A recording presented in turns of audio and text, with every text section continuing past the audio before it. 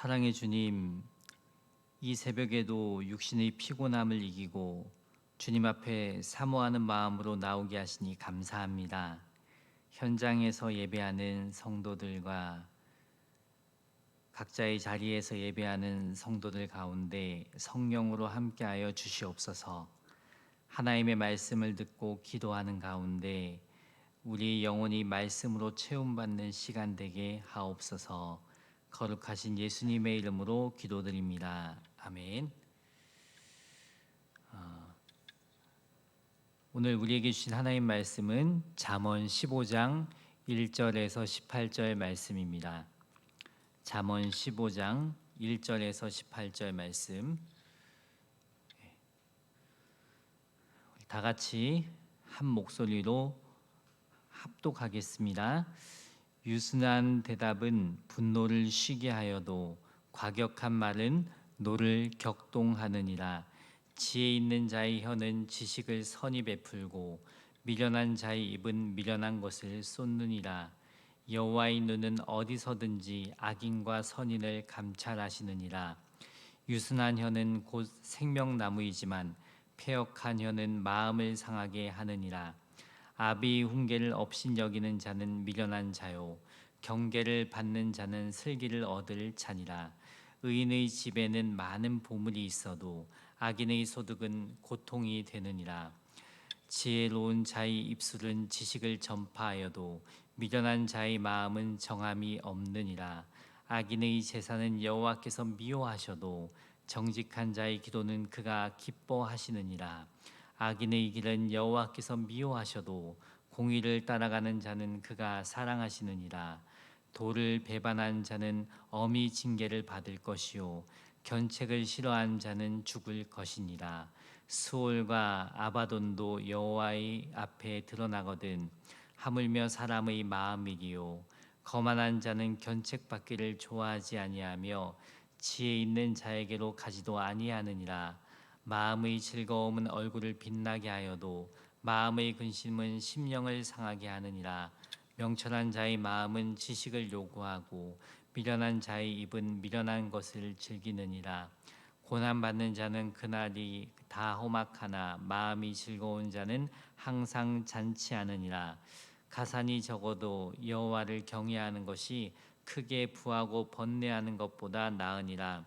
채소를 먹으며 서로 사랑하는 것이 살찐 소를 먹으며 서로 미워하는 것보다 나으니라. 분을 쉽게 낸 자는 다툼을 일으켜도 노하기를 더디한 자는 시비를 그치게 하느니라. 아멘.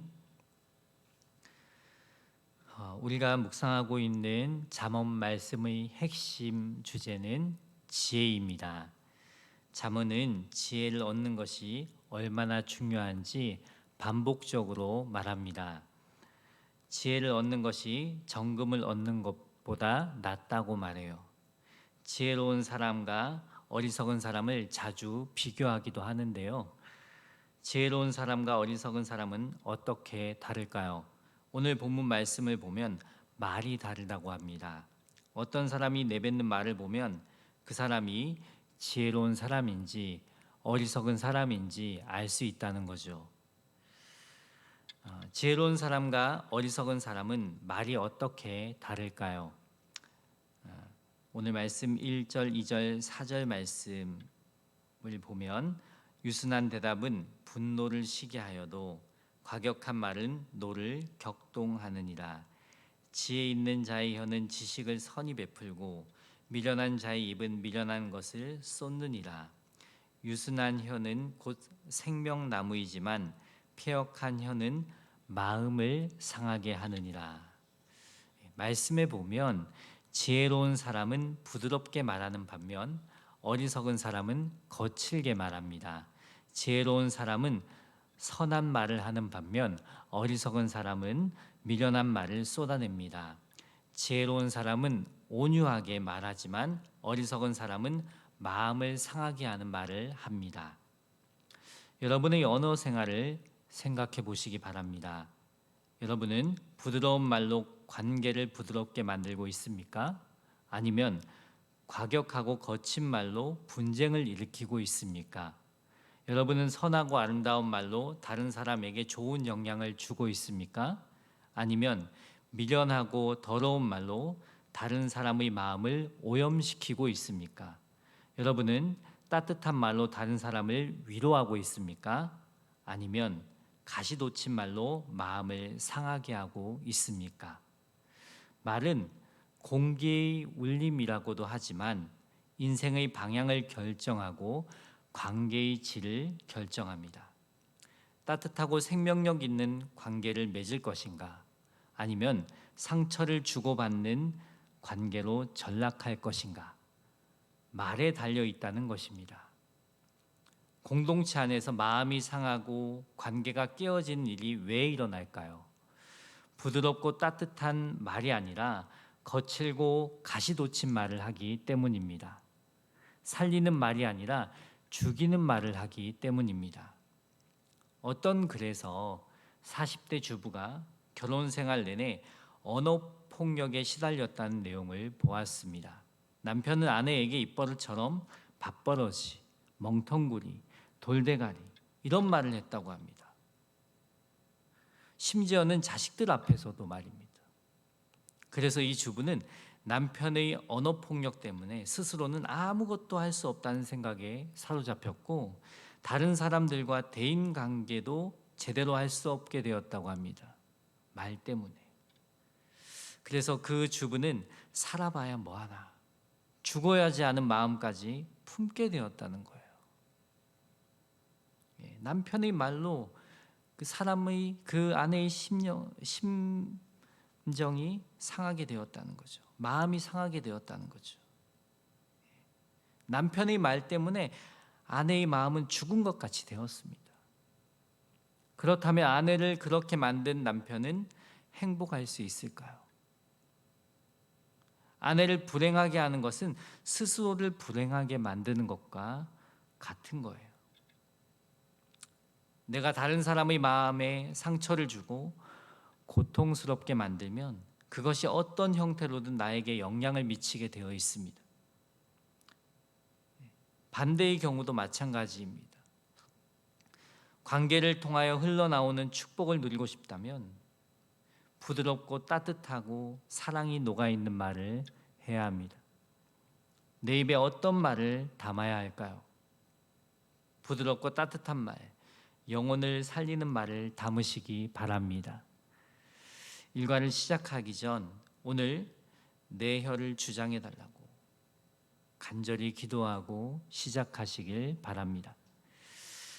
이처럼 말이 바뀌어야 삶이 바뀌고 관계가 바뀝니다. 어떻게 지혜로운 자처럼 말할 수 있을까요?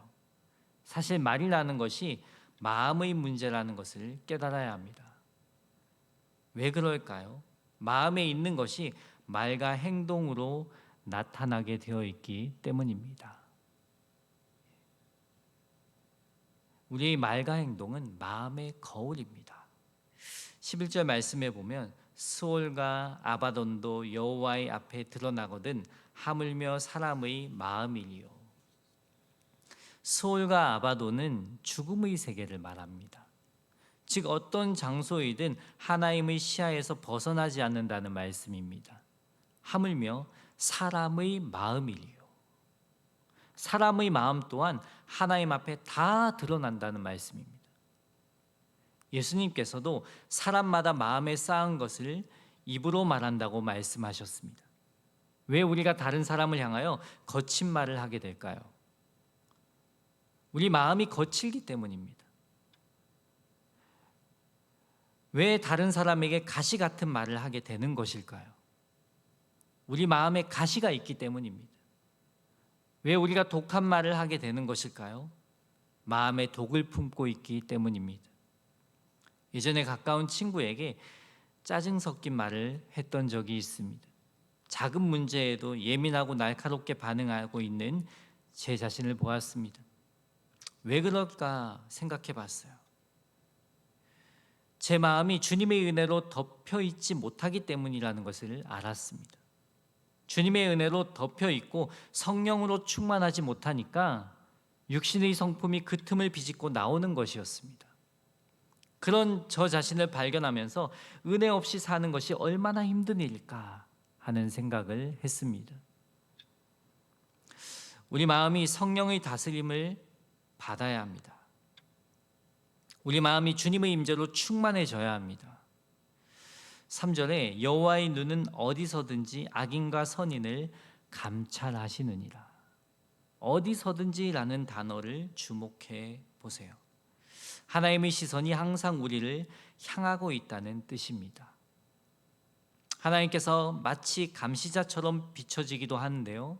어떤 사람에게는 이 말씀이 부담스럽지만 은혜 가운데 있는 사람들에게는 축복의 말씀입니다. 하나님은 우리 아버지이시고 아버지는 사랑하는 자녀들을 바라보시기 때문입니다. 사랑의 눈으로 우리를 바라보신다는 거예요. 감찰한다는 것은 내려다본다는 말씀입니다. 하나님의 시선은 항상 우리를 향하고 있습니다. 그렇다면 우리도 항상 하나님의 시선을 의식하고 있어야 합니다. 24시간 주님을 바라보고 있어야 합니다. 이렇게 주님과의 친밀한 관계를 맺어 나갈 때 우리의 마음은 예수님의 사랑으로 채워집니다. 예수님께서는 나는 마음이 온유하고 겸손하니 나의 멍에를 메고 내게 배우라고 말씀하셨습니다. 어떻게 예수님의 마음을 배울 수 있을까요? 온유하시고 겸손하신 예수님을 의식하고 바라볼 때입니다. 온유하고 겸손하신 예수님을 마음에 모시고 살 때입니다. 주님의 임재 가운데 거할 때 거칠고 교만한 마음이 온유해지고 겸손함으로 다스려질 수 있습니다. 그리고 그 마음에서 부드럽고 따뜻한 말이 흘러나오는 것이죠. 혹 거칠고 독한 마음이 은혜의 틈바구니를 비집고 올라오더라도 계속하여 그 마음을 품지 않고 내려놓을 수 있게 되는 거예요. 우리는 주님의 은혜 없이 살 수 없는 사람들입니다. 주님의 임재 없이는 마음을 다스릴 수도 입술을 다스릴 수도 없는 사람들입니다. 건강하고 평화로운 관계를 만들어갈 수도 없습니다. 항상 내 안에 계신 주님과 깊은 관계를 맺어 나갈수록 우리 말과 삶 속에 주님의 성품이 배어나오는 것입니다. 그래서 주님과 깊은 관계를 맺어 나가는 사람이 참된 지혜자로 살 수 있습니다. 13절에서 15절에도 말씀의 중요성을 말하고 있습니다. 마음의 중요성을 말하고 있어요. 마음의 즐거움은 얼굴을 빛나게 하여도 마음의 근심은 심령을 상하게 하느니라. 명철한 자의 마음은 지식을 요구하고 미련한 자의 입은 미련한 것을 즐기느니라. 고난받는 자는 그날의 다 험악하나 마음의 즐거운 자는 항상 잔치하느니라. 핵심은 마음이 즐거워야 한다는 것입니다. 마음이 즐거운 자는 항상 잔치한다고 해요. 이 말씀의 뜻은 삶이 축제의 날처럼 기쁘고 만족스럽다는 말씀입니다. 즉 마음의 즐거움이 있다는 것은 우리 마음에 하나님 나라가 임했다는 증거예요. 로마서 14장 17절에 하나님의 나라는 먹는 것과 마시는 것이 아니요 오직 성령 안에 있는 의와 평강과 희락이라. 하나님의 나라는 먹는 것과 마시는 것에서 찾을 수 있는 나라가 아니라는 것입니다. 오늘 말씀 16절에 보면 가산이 적어도 여호와를 경외하는 것이 크게 부하고 번뇌하는 것보다 나으니라. 재물이 결코 인간의 행복을 보장해 주지 못한다는 것입니다. 17절에는 채소를 먹으며 서로 사랑하는 것이 살찐 소를 먹으며 서로 미워하는 것보다 나으니라. 여기서 채소는 값싼 음식, 살찐 소는 값비싼 음식을 말합니다. 즉 인간의 행복은 물질이 많고 적음에 있는 것이 아니라 사랑하는 삶에 있습니다. 진정으로 사랑을 주시는 분은 주님이십니다. 우리는 그 주님 안에서 하나님 나라를 누릴 수 있습니다. 그 하나님 나라는 환경과 조건에 따라 누리는 나라가 아닙니다. 주님과의 관계 속에서 누리는 나라입니다. 그래서 하나님의 나라는 먹는 것과 마시는 것이 아니라고 말씀하고 있습니다. 오직 성령 안에 있는 의와 평강과 희락이 있는 나라입니다. 우리 마음이 의롭고 평강이 있고 기쁨이 있다면 이 땅에서도 하나님 나라를 누리고 있다는 증거입니다. 지금 우리의 마음 상태는 어떤 상태입니까? 하나님 나라를 누리고 있습니까? 근심, 두려움, 염려가 있습니까? 분노, 원망하는 마음이 있습니까? 우리 마음 가운데 하나님 나라가 임하길 기도합시다. 분노에 대해서는 18절에 보면 분을 쉽게 내는 자는 다툼을 일으켜도 노하기를 더디하는 자는 시비를 그치게 하느니라. 분노는 공동체 가운데 다툼을 일으키는 결과를 가져옵니다. 하나님은 평강을 주시는 분이십니다. 하나님의 나라에는 다툼이 없습니다. 하나님만 경배하고 찬양하는 나라입니다. 그런데 누구나 분노하는 마음이 생길 때가 있습니다. 화낼 일이 생길 때가 있습니다. 그런 상황 가운데에서도 노하기를 더디하라고 합니다. 이 노하기를 더디하는 자, 이 원어로 찾아보니까 참 재밌더라고요. 그런 뜻이에요. 콧구멍들이 긴 것이라고 말합니다. 콧구멍들이 길다는 것은 호흡이 길다는 것을 의미합니다. 화가 날 때 심호흡을 하라고 합니다. 화가 날 때 즉시 화를 내뱉는 것이 아니라 숨을 깊이 내쉬면 금방이라도 화낼 것 같은 마음도 조금은 누그러듭니다. 분을 쉽게 내기보다 심호흡을 해서라도 인내하라는 말씀입니다. 화를 내게 되면 내 마음의 평강이 금방 사라집니다. 그리고 후회할 일을 만들게 됩니다. 관계가 깨집니다. 다시 복구하기까지 시간이 걸립니다. 내가 쉽게 화를 낸다고 생각이 든다면 그건 내 스타일이야. 난 원래 그렇게 살았어 하고 넘어가지 마시고 그 문제를 놓고 하나님께 기도하시기 바랍니다. 그리고 습관처럼 화내고 함부로 말하는 그 순간에 심호흡을 하며 주님을 생각해 보시기 바랍니다. 예수님이라면 어떻게 하셨을까? 그런 시간들을 통해 주님께서 인내할 수 있는 마음을 우리 가운데 주십니다. 인생을 살아가면서 우리의 삶을 되돌아보면 은혜 아니면 살아갈 수 없다는 것을 수없이 경험합니다. 며칠 전에 저 자신을 보면서 그런 생각을 했습니다. 사람은 사람이다. 만약 예수님을 몰랐다면 나는 어떻게 살아갔을까? 정말 아찔했어요. 내 멋대로 내가 하고 싶은 대로 살았을 것입니다. 그나마 예수님을 믿고 살기 때문에 이만큼 사는 거구나 생각했어요. 이렇게 설교한다고 이 자리에 서 있지만요, 정장 입고 설교하는 것이 거룩입니까? 아니에요. 하나님은 우리의 마음까지 감찰하십니다. 주님 앞에서 저가 성도님들보다 나을 것이 없습니다. 오늘도 그저 주님 앞에서 나를 긍휼히 여겨주소서 기도할 뿐입니다.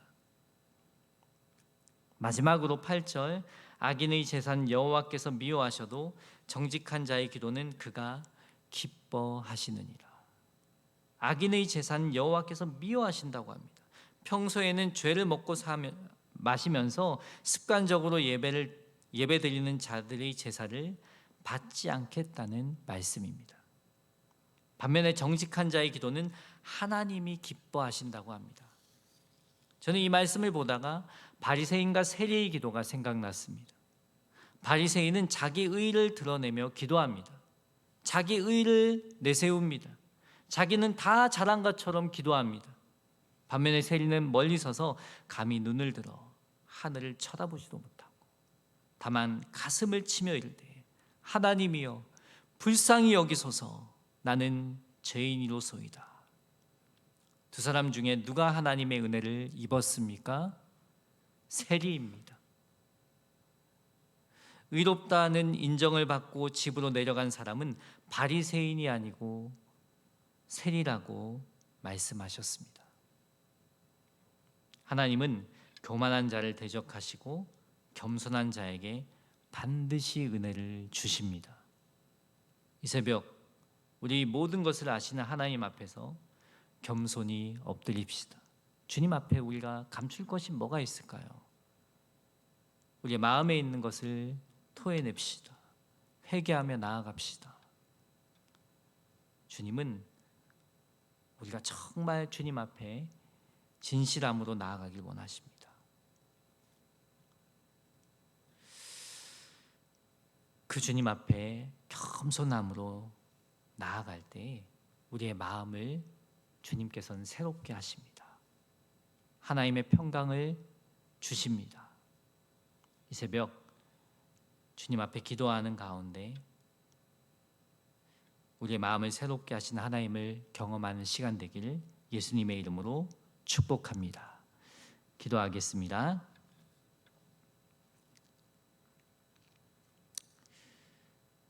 사랑의 주님, 이 새벽 겸손히 주님 앞에 엎드립니다. 우리 마음을 정결케 하여 주시고 새롭게 하여 주시옵소서. 우리 마음 가운데 하나님 나라가 임하게 하여 주시옵소서. 그리하여 우리 입술이 언어도 아름답게 하소서. 부드럽게 하소서. 진실을 말하게 하소서. 사랑을 말하게 하소서. 영혼을 살리는 말을 하게 하소서.